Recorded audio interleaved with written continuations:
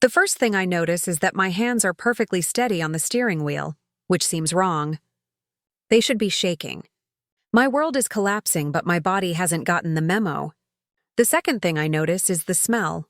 Nathan's cologne lingering on the scarf I'd grabbed in my rush to leave. Vetiver and bergamot, once comforting, now sickening. I pull into an empty parking lot and kill the engine. 3 hours ago, I still had a life I recognized.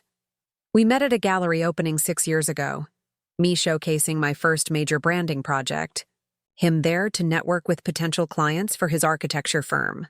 I remember the way Nathan approached my display, studied it with genuine interest, rather than the polite glances most gave before moving to the free champagne.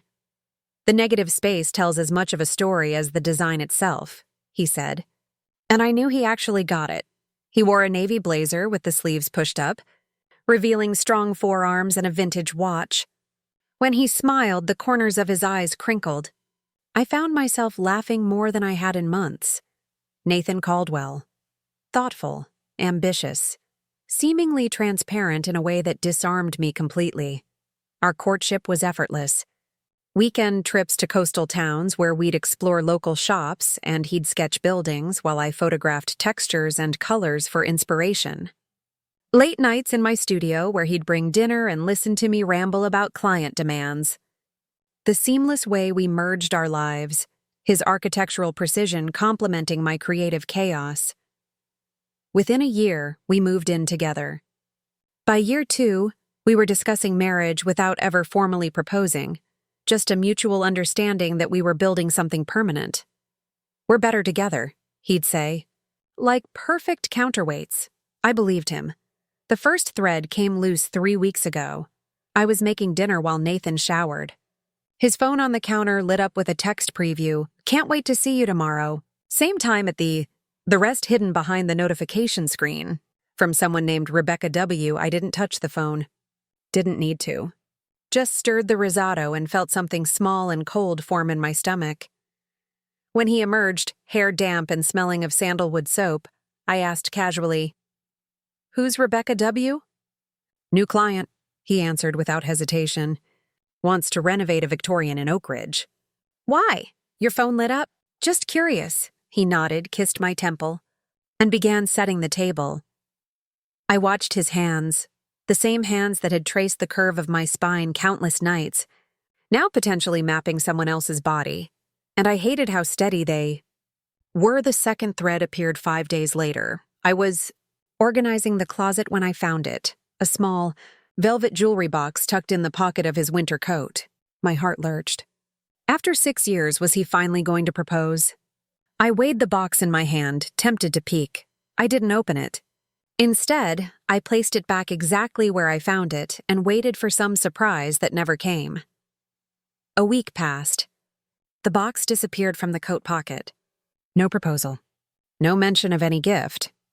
Then I noticed the charge on our shared credit card statement, $740 at Meridian Jewelers on the 17th. 2 days before I'd found the box, I said nothing. Started paying attention. Late client meetings, weekend site visits, the subtle shift in how often he touched me, not less, but differently. Performative, compensatory. The third thread unraveled everything. A project deadline had me working from home. I needed reference photos from our trip to Santa Fe last year. I opened our shared cloud storage and sorted by date. That's when I saw it, a folder I didn't recognize. BR Project References. BR Rebecca. My finger hovered over the folder. I knew opening it would change everything. There would be no going back to comfortable ignorance. I clicked. Inside were dozens of photos. Not of buildings or interiors. Rebecca Winters, mid-30s, striking, long auburn hair, sophisticated in a way that seemed effortless. Photos of her laughing over dinner with Nathan, walking hand in hand through a garden I didn't recognize, kissing in front of a fireplace in what appeared to be a cabin. The timestamps spanned 14 months. 14 months. Nearly a quarter of our relationship. I scrolled to the oldest photo. It was taken while we were planning my business expansion. While I was securing loans and losing sleep, he was beginning a double life. I downloaded everything, logged out, and vomited in the kitchen sink. Now I sit in my car, parked behind an abandoned strip mall, trying to remember how to breathe. The late afternoon sun casts long shadows across the dashboard. My phone buzzes with a text from Nathan. Running late tonight. Don't wait up for dinner. Love you. I turn off my phone. The silence feels like pressure against my eardrums. I drive. For 3 days, I maintain the performance. I smile at breakfast, discuss client meetings, ask about his projects, all while the knowledge festers inside me like an abscess. I sleep beside him, rigid and distant, claiming stress from work deadlines. In the shower each morning, I allow myself exactly 5 minutes of silent sobbing before I pull myself together. In those moments, I hate him with an intensity that frightens me. The rest of the time, I feel nothing at all. A perfect, protective numbness. I move through our home noticing everything I'd been blind to. The second toothbrush he keeps in his gym bag, the burner phone charging in his office drawer, the careful way he always keeps his laptop angled away from me. The infrastructure of deception had always been there. I just hadn't wanted to see it. On the 4th day, I call in sick to work and drive to Rebecca's interior design studio. I need to see her in person, to make her real beyond the photos. Her office is in a renovated industrial building, all exposed brick and steel beams. Through the glass front, I watch her interact with employees. She's animated, confident, wearing a rust-colored dress that complements her hair. I imagine Nathan's hands on that dress, his mouth against her neck. The private jokes they surely share at my expense. Poor, clueless Eliza, so trusting, so easily managed. I'm about to leave when someone exits the building. A woman about my age, Asian, impeccably dressed in a charcoal suit, her face tight with barely controlled emotion. She walks directly to her car, slides inside, and grips the steering wheel. She doesn't drive away. Just sits there, much as I had days earlier. Something in her posture, the rigid shoulders, the too straight spine, resonates with me. I recognize the containment of rage. I drive home, wondering about her story. That night, Nathan initiates sex for the first time in weeks. I let him touch me, studying his face for signs of comparison. Does he prefer her body to mine? Does he close his eyes to imagine her? I fake pleasure and watch him fall asleep, his arm draped possessively across my waist. In the darkness, I finally acknowledge the truth. Our relationship is already over. It ended the moment he chose to live a double life. I'm just the last to know. The question now is not whether to leave, but how. A clean break would be simplest. Pack my things while he's at work. Leave a note. Block his number, disappear, but something in me rebels against this clean getaway. Why should I be the one to vanish? This home, this life, I helped build it. My business is here. My clients, my community. And beneath the hurt lurks something darker, the desire for him to face what he's done, to witness the consequences, to lose the comfortable fiction that he can have everything without cost. It's not just about revenge. It's about justice, balance, the truth exposed to light. I slip out of bed and go to my office. I start making lists. The woman from Rebecca's office is named Vanessa Chen. I find her through some basic research. She's listed as the financial director of a development company. Her husband, James Chen, is a property investor who frequently partners with architectural firms, including Nathan's. I send her an email requesting a coffee meeting to discuss potential branding opportunities for her company. Professional, straightforward, no hint of ulterior motives. She accepts. We meet at a quiet cafe across town. She's composed, professional, but I notice the shadows under her eyes, carefully concealed with makeup. Your work is impressive, she says after reviewing my portfolio. But I have to be honest, we're not currently looking to rebrand. I close the portfolio. I know. Her eyebrows lift slightly. I saw you outside Rebecca Winter's studio last week. I continue. You looked how I felt when I discovered my partner has been seeing her for over a year. The color drains from her face. For a moment, I think she'll leave. Instead, she sets down her cup with deliberate care. "Nathan Caldwell," she says. "It's not a question." I nod. "And you think my husband is involved how exactly?" "I don't know." "But you weren't at that studio by accident." She studies me, calculating, making decisions behind her dark, intelligent eyes. "Rebecca and James have been having an affair for nearly 2 years, she finally says. "I found out 6 months ago. I've been gathering evidence since. Evidence for divorce? Among other things." She sips her coffee. "James has been moving company assets to prepare for leaving me. Unfortunately for him, I'm very good at following money." We sit in silence, 2 women united by betrayal. "Why are you telling me this?" she asks eventually. "Because I'm tired of being the only one paying the price for their choices." She smiles for the first time, sharp and dangerous. "What exactly did you have in mind?" Vanessa and I begin meeting regularly. At first, just to compare notes. Then to strategize, we're careful. Public places only. Separate arrivals and departures. Burner phones for communication. I learn that Rebecca has a pattern. She specializes in married men with something to lose. James wasn't her first. Nathan isn't her only current project. She likes the security of unavailable men, Vanessa explains. They provide luxury and excitement without domestic demands. Plus, married men have built-in time constraints. They can't become too clingy. "How can you be so clinical about it?" I ask. "Practice," she answers simply. "And rage has a clarifying effect. We make an effective team."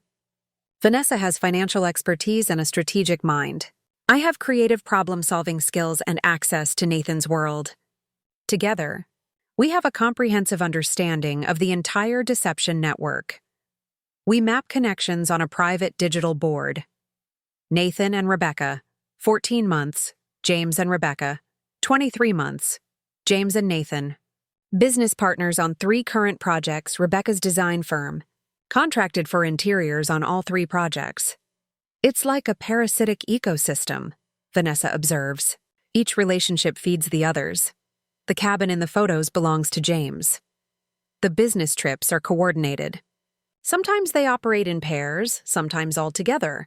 The more we uncover, the less I recognize the man I've loved for 6 years. Does it get easier?" I ask Vanessa one evening. "No," she says. "But you get stronger." I start preparing my exit strategy. First, financial separation. I move my personal savings to a new bank. I document all shared assets and property. I consult a lawyer about the business loan Nathan co-signed, my biggest vulnerability. Second, practical arrangements. I secure a small apartment across town, paid 3 months in advance. I gradually move irreplaceable items there, family photos, important documents, sentimental belongings. Third, professional protection. I reach out to clients, securing their loyalty. I document Nathan's limited role in my business development to counter any future claims, all while maintaining perfect normalcy at home. I become an actress worthy of acclaim. I kiss him goodbye each morning. Ask about his day each evening. Even initiate intimacy occasionally, studying his expressions for tells of his dual life. The performance is exhausting but necessary. If he suspects I know, the advantage is lost. Meanwhile, Vanessa implements her own plans. She secures company assets, documents financial improprieties, and builds a case that will devastate James professionally if exposed. We're not just securing our exits. We're ensuring they can't simply continue their comfortable arrangements after we're gone.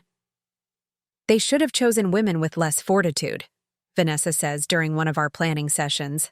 "Their fundamental mistake was underestimating us. The breakthrough comes unexpectedly." Nathan mentions a charity gala next month, an annual architecture and design event he's attended for years. Always alone, claiming it was boring shop talk I wouldn't enjoy. This year, all the players will be present. Nathan, Rebecca, James, major clients, industry peers, the perfect stage. "I'd love to go with you this year," I tell Nathan. "See more of your professional world." He hesitates just long enough to confirm my suspicions. "Of course," he finally says. "I'd love to have you there." Vanessa secures her invitation through her company's sponsorship. We begin crafting our approach, not a scene. Not accusations hurled across a crowded room. Nothing so easily dismissed as emotional women causing drama, something more elegant. More devastating. More complete. The countdown begins. 3 days before the gala, Nathan's mother calls me. Eliza, dear. I wanted to thank you for the lovely birthday gift. I gripped the phone tighter. What gift? The pearl earrings. Nathan said they were from both of you. The jewelry box from his coat pocket. The $740 charge. Not for Rebecca, after all. For a moment, doubt creeps in. Have I constructed an elaborate fiction? Misinterpreted innocent coincidences? Then I remember the photos. The timestamps. The burner phone. The coordinated business trips. No, the evidence is irrefutable. This is just another layer of his deception, using thoughtful gestures to maintain his cover story. I'm so glad you liked them, I say, voice steady. Nathan picked them out. After we hang up, I sit in perfect stillness, a new understanding crystallizing. Nathan doesn't just lie to me. He lies to everyone. His mother, his friends, himself. He's constructed an entire architecture of falsehoods to maintain his preferred self-image. The good son, the devoted partner, the respected professional, all while indulging his every desire without consequence. For the first time, I see him clearly, not as the man I loved, but as he truly is. Hollow, selfish, cowardly, and I feel something unexpected, pity. The night of the gala arrives. I dress with careful intention, a midnight blue gown, elegant but understated.